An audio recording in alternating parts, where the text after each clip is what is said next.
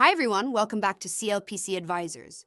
In today's video, we're diving into a common yet often misunderstood topic, e-invoice treatment for tenancy or rent of a building.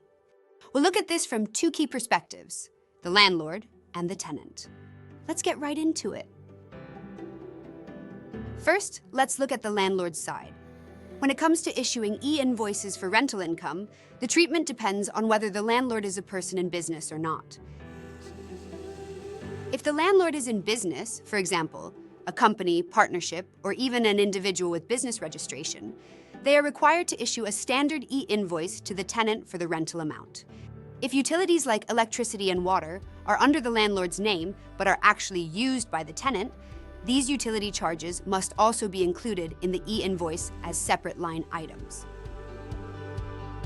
If the landlord is not in business, such as a retiree or a private individual without business registration, they cannot issue an e-invoice.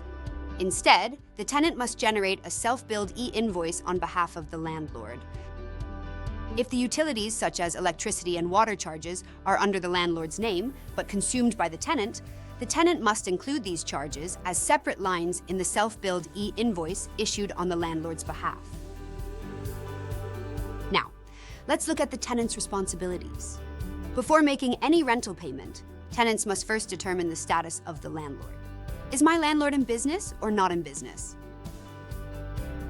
If the landlord is a registered business or individual in business, the tenant should request a standard e-invoice before making any rental payment. If electricity and water are in the landlord's name but used by the tenant, the landlord is required to include these charges in the e-invoice, again as separate line items. If the landlord is not in business, the tenant must issue a self-billed e-invoice on behalf of the landlord.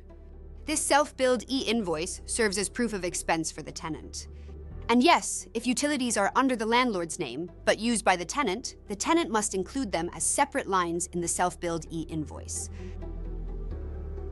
Imagine the complications of renting a building while the utilities remain under the landlord's name.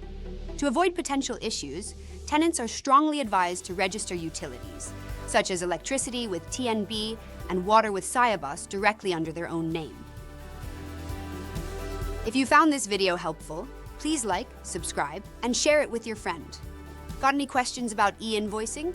Drop us a message. CLPC Advisors, your trusted tax consultant.